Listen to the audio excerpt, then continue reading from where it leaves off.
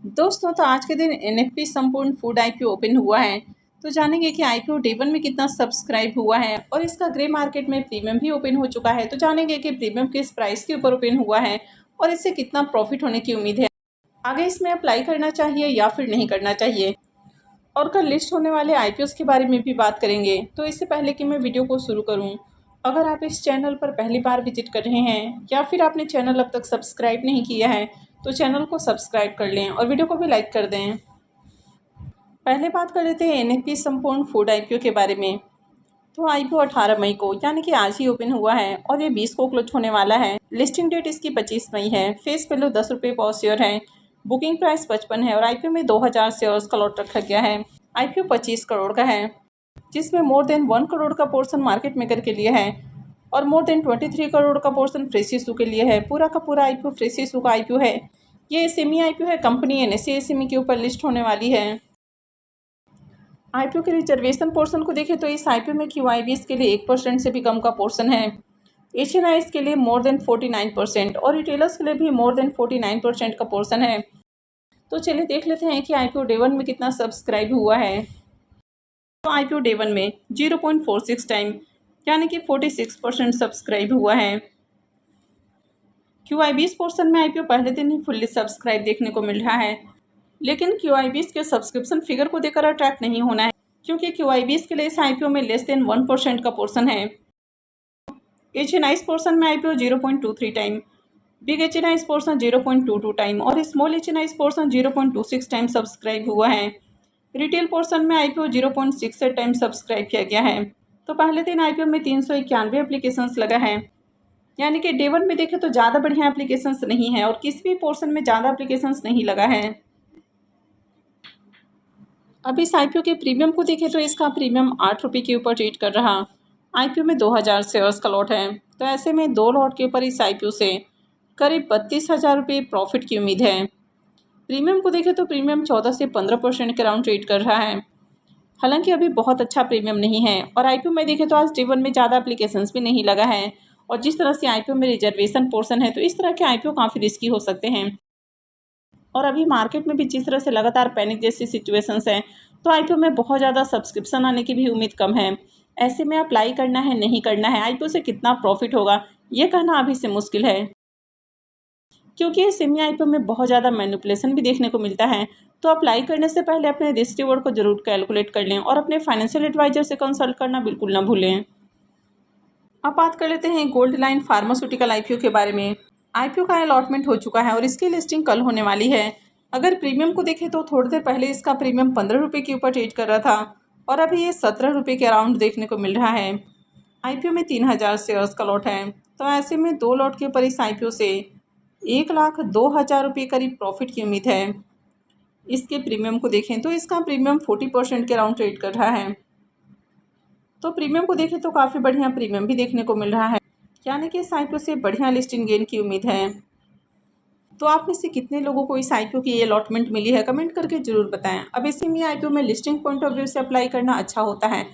तो आपको आईपीओ से बढ़िया प्रॉफिट हो रहा हो या फिर नुकसान ही क्यों ना हो रहा हो, लिस्टिंग वाले दिन ही एग्जिट करना अच्छा होता है।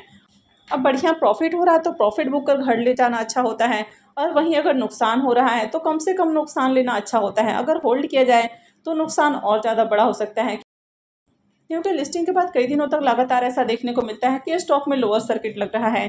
तो ऐसे में नुकसान के बाद और ज़्यादा नुकसान होता है और कई बार ये नुकसान इतना ज़्यादा होता है कि वहाँ से एग्जिट करना भी मुश्किल होता है और पूरा का पूरा जो इन्वेस्टमेंट है वो वाइप आउट हो जाता है। वैसे ये कोई रिकमेंडेशन नहीं है कि आपको जाकर लिस्टिंग वाले दिन ही एग्जिट करना है। ये सिर्फ और सिर्फ इन्फॉर्मेशन और एजुकेशन के पॉइंट ऑफ व्यू से बताई जा रही है। होल्ड करना है सेल करना है ये पूरी तरह से आपका अपना डिसीजन होना चाहिए। नेक्स्ट आईपीओ है आरएपीएल फ्लेक्सी पैक आईपीओ। अब यह आईपीओ भी कल के दिन ही लिस्ट होने वाला है और अगर इसके प्रीमियम को देखें तो इसका प्रीमियम 2 रुपये के ऊपर ओपन हुआ है। आईपीओ में 3000 शेयर्स का लॉट है, तो ऐसे में 2 लॉट के ऊपर इस आईपीओ से करीब 12,000 रुपये प्रॉफिट की उम्मीद है। प्रीमियम को देखें तो प्रीमियम 4% के राउंड ट्रेड कर रहा है, तो ज़्यादा अट्रैक्टिव प्रीमियम नहीं है, यानी कि ज़्यादा लिस्टिंग गेन बनने के चांसेस नहीं है। लेकिन हो सकता है कि आईपीओ की लिस्टिंग फ्लैट या पॉजिटिव देखने को मिल जाए, तो ऐसे में भी एग्जिट कर लेना ज़्यादा अच्छा रहेगा। और कभी भी ये सेमी आईपीओ में एग्जिट करना है तो इसके लिए प्री ओपन में ऑर्डर लगाना चाहिए, क्योंकि अगर आप लिस्टिंग के बाद सेल करने जाएंगे तो हो सकता है कि आपका जो स्टॉक है वो ना सेल हो, क्योंकि इसमें बायर्स बहुत कम होते हैं, लिक्विडिटी का बहुत ज़्यादा इशू होता है। तो इसलिए अगर एग्जिट करना है तो प्री ओपन में ही ऑर्डर लगाएं, ताकि जैसे ही आईपीओ की लिस्टिंग हो आपका जो ऑर्डर है वो एग्जीक्यूट हो जाए और आप इससे एग्जिट हो जाएं। अब बात कर लेते हैं टीमटेक फ्रेमवर्क आईपीओ के बारे में। अब ये जो आईपीओ है ये कल से ही ओपन होने वाला है और ये 21 को क्लोज होगा। आईपीओ की लिस्टिंग 26 मई को होने वाली है। फेस वैल्यू ₹5 पर शेयर है। बुकिंग प्राइस 63 है और आईपीओ में 2000 शेयर्स का लॉट रखा गया है। आईपीओ 50 करोड़ का है, जिसमें लेस देन 3 करोड़ का पोर्शन मार्केट मेकर के लिए और लेस देन 48 करोड़ का पोर्शन फ्रेश इशू के लिए है। पूरा का पूरा आईपीओ फ्रेश इशू का आईपीओ है। ये एसएमई आईपीओ है, कंपनी एनएसई एसएमई के ऊपर लिस्ट होने वाली है। आईपीओ के रिजर्वेशन पोर्शन को देखें तो इस आईपीओ में क्यूआईबीएस के लिए मोर देन 49%, यानी कि करीब 50% का पोर्शन क्यूआईबीएस के लिए है। एचएनआईएस के लिए आईपीओ में 15% और रिटेलर्स के लिए आईपीओ में 35% का पोर्शन है।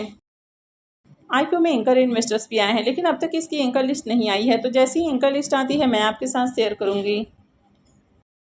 कंपनी के बिजनेस के बारे में बात करें तो ये कंपनी कंस्ट्रक्शन इंडस्ट्रीज के लिए काम करती है, यानी कि कंस्ट्रक्शन इंडस्ट्रीज में काम करने वाले जो बिजनेसेस हैं कंपनी उनको हेल्प करती है।